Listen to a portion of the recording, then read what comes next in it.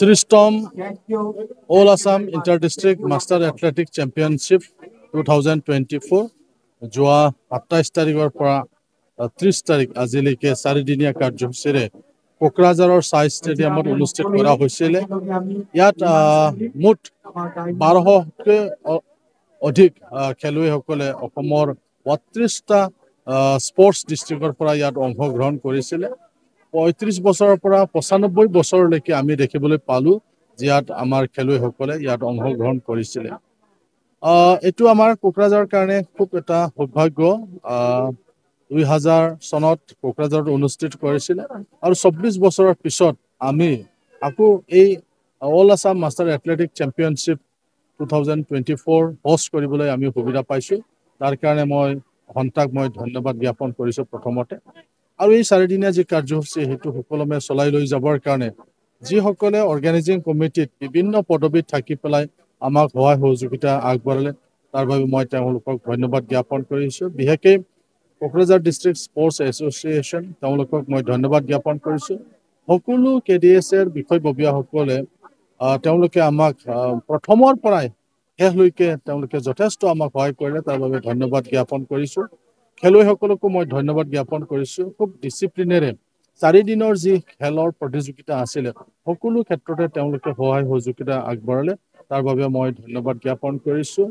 আৰু সকলোতকৈ ধন্যবাদ দিব লগাটো হ'ল BTRৰ সন্মানীয় চিফ প্ৰমোদ বড়ো ডাঙৰীয়া। তেখেতে যদি আমাক ছাপৰ্ট নকৰিলেহেঁতেন তেতিয়াহ'লে এই 4 দিনৰ যি কাৰ্যসূচী সেই কাৰ্যসূচীটো সুকলমে চলাই লৈ যোৱাত আমাৰ যথেষ্ট অসুবিধাৰ সন্মুখীন আমি পালোহেঁতেন। কিন্তু তেখেতে যি ধৰণৰ আমাক ছাপৰ্ট দিলে এইটো অনুষ্ঠিত কৰাৰ ক্ষেত্ৰত, তাৰ বাবে মই তেখেতক অন্তৰৰ ফালৰ পৰা মই ধন্যবাদ জ্ঞাপন কৰিছোঁ। কোকৰাঝাৰ সঁচাকৈ যাতে আমি খেলৰ হাব বনাব পাৰোঁ তাৰ কাৰণে আমি যি চেষ্টা চলাই আছে, BTR চিফ প্ৰমোদ বড়ো ডাঙৰীয়াই যি চেষ্টা চলাই আছে, এই ক্ষেত্ৰত আমাৰ এই 4দিনীয়া যি মাষ্টাৰ এথলেটিক চেম্পিয়নশ্বিপ ইয়াত অনুষ্ঠিত হ'ল, এইটো আমাক উদগনি দিয়াৰ লগতে নিশ্চয় ইয়াক আমাক সহায় কৰিব বুলি আমি আশা কৰোঁ, যাতে ইয়াত খেলুৱৈসকল আকৌ নতুন খেলুৱৈ সৃষ্টি হয়, খেলৰ যিটো অৰ্গেনাইজাৰ যাতে ইয়াত সৃষ্টি হয়।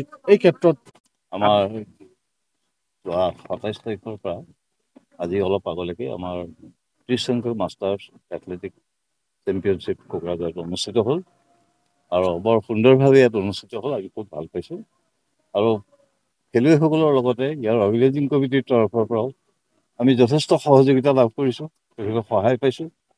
লগতে তেখেতসকলৰ যিটো আন্তৰিক সমৰ্থন, সেই সমৰ্থনবিলাক লাভ কৰি অতিশয় আনন্দিত হৈছোঁ। আৰু আমি অহাবাৰ আমাৰ যিখন 31সংখ্যক মাষ্টাৰ্ছ এথলেটিক প্ৰতিযোগিতা আৰম্ভ হ'ব, সেইখন আমাৰ মৰিগাঁৱত অনুষ্ঠিত হ'ব। ইয়াত যথেষ্ট সংখ্যক খেলুৱৈ আহিছে আৰু বিভিন্ন পৰ্যায়ত 5 বছৰৰ ব্যৱধানৰ একোটা শাখাত তেওঁলোকে জইন কৰিছে। তাৰ ভিতৰতে আমি আমাৰ মাষ্টাৰ্ছত প্ৰথম পুৰস্কাৰ দিছোঁ কোকৰাঝাৰক, কিয়নো কোকৰাঝাৰৰ ডিচিপ্লিন, কোকৰাঝাৰৰ খোজ কঢ়াৰ পৰা আৰম্ভ কৰি মাষ্টাৰ্ছৰ পৰা তেওঁলোকৰ সাজ সজ্জালৈকে আমি কোকৰাঝাৰৰ খুবেই ভাল পাইছোঁ। আমাৰ জাজসকলে কোকৰাঝাৰ প্ৰথম, দ্বিতীয় ডিগবৈ, তৃতীয় কামৰূপ মেট্ৰ'ছ। ঠিক সেইদৰে বেষ্ট টিম হিচাপত প্ৰথম হৈছে মৰাণহাট, দ্বিতীয় চিলাপথাৰ আৰু তৃতীয় ডিব্ৰুগড়।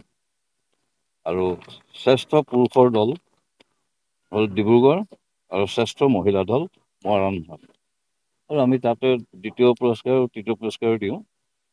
পুৰুষৰ দ্বিতীয় শ্ৰেষ্ঠ দল হ'ল চিলাপথাৰ আৰু তৃতীয় শ্ৰেষ্ঠ দল হ'ল মৰাণহাট। ঠিক সেইদৰে মহিলাৰ দ্বিতীয় শ্ৰেষ্ঠ দল চিলাপথাৰ আৰু তৃতীয় শ্ৰেষ্ঠ দল কামৰূপ মেট্ৰ'। এইখিনি আমাৰ প্লাছ আমাৰ যিখিনি খেলা হৈছে, আমাৰ অধিকাংশই পুৰস্কাৰ পাইছে। সাধাৰণতে ইমান ভাষ্ট এটা খেলত পুৰস্কাৰ বিতৰণ কৰি যথেষ্ট সময় লয়, কিন্তু কোকৰাঝাৰত আমাক সময়মতেই পুৰস্কাৰখিনি দিছে। আমাৰ গোটেই মানুহখিনি বয়সস্থ, তেওঁলোকে ঘৰলৈ যাওঁতে কিবা এটা মেডেল, চাৰ্টিফিকেট কিবা এটা লৈ যাব বা সন্তোষ পায়। আৰু সেইটো আমি কোকৰাঝাৰত আমাৰ এই উদ্দেশ্যটো আমাৰ ফুলফিল হৈছে।